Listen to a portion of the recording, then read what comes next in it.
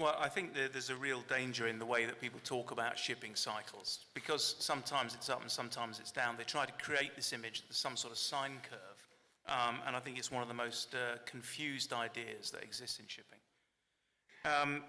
There are three words that I like to use and like to be really specific about when we talk about the shipping market. One's cyclical, seasonal, and volatile. Those are the three things you have to understand about the tanker market. Volatile, because of the way we trade freight by selling it as a commodity, means that you can get within day huge movements.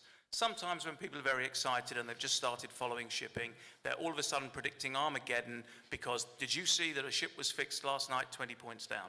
Well, this happens day in, day out. We've had movements far in excess of 30 or 40 world scale points when the market was averaging $100,000 a day.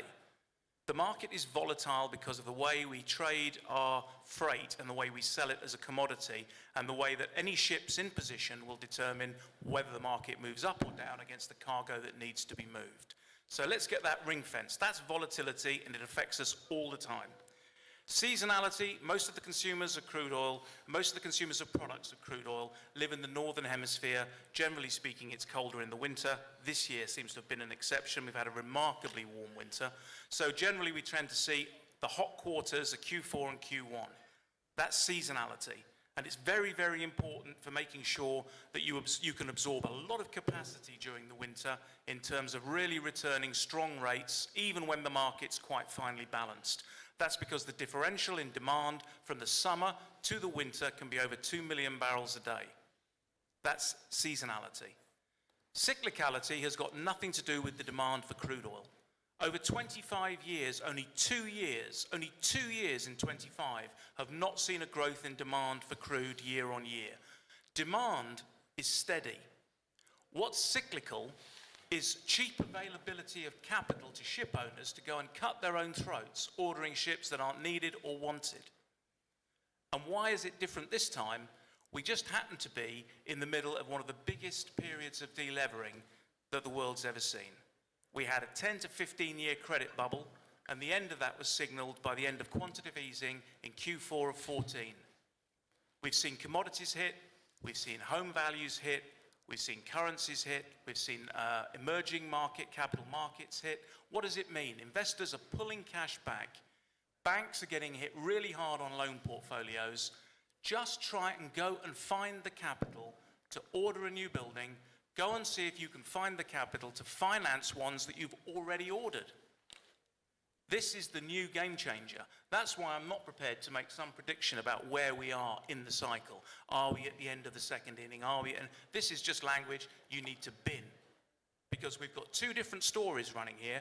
We've got a fantastic story about demand for crude. Crude was being marginalized as an energy product by being forced up in price to over $100 a barrel. Now the price has been corrected down to where it needs to be to put crude oil right at the center of the energy mix. That means we're back in business. That means growth in demand on an exceptional basis, which we saw in 2015, which we see predicted for 2016 and beyond. So oil is back in business, we ship it, and we're part of the operating economy. The capital economy that's suffering, the one that many of you know about because you're capital managers, of course that's suffering. That's because people have egregiously spent money on things that weren't worth it. And now the chicken's coming home to roost. So this is going to help us. This is going to prolong the market that we're in. And right now, I refuse to call an end to the market. Shipping has been a victim of loose capital. Mm-hmm. We've suffered basically, I mean, if you look at the crisis of the VLCC crisis in the 70s, what created it was basically competitive underselling of shipyard capacity by the Europeans, the Brits, against the Japanese. Mm-hmm. And that's always been a risk, the national intervention of cheap money, and it basically makes it attractive to place a new building order. But, you know, the reason why you shouldn't speculatively order is not because we don't want other people to make money. It's because those people do it, they go bankrupt, and the ship still gets built. So not only did they do something stupid, but we ended up paying the price for it. And what they're really doing when they go to a shipyard and sign a shipbuilding contract is to take a 2-year credit line which is completely unfunded. Mm-hmm. Because the day that the ship gets delivered, they have to pay, and if they can't pay, then of course they're in trouble. And what they've really been hoping for is that cheap credit would enable them to resell without having invested much of their own equity and to make a fortune and walk away. These people are not in tanker shipping.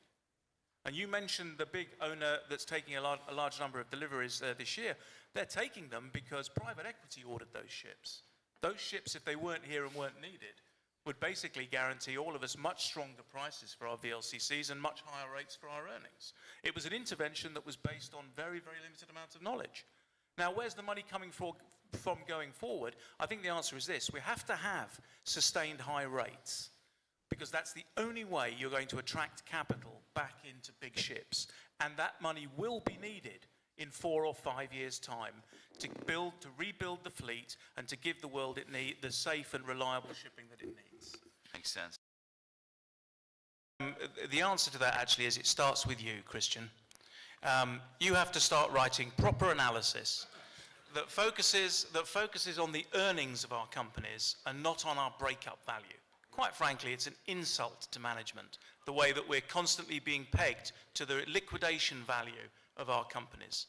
If you get our stock price priced off our earnings, which as we've explained today, will be consistent and serious, you'll give us a stock price which will ensure that we can consolidate the market and we can drive the industry forward, not only for our own benefit, but also for the benefit of reliable and safe shipping. And we'll be able to guarantee you 60,000 a year every year, because that's what you need to attract capital and reward it properly to have a safe and good industry. But it starts and ends with the analysts. Drop price NAV from all of your reports, focus on the earnings, and make every public company pay dividends.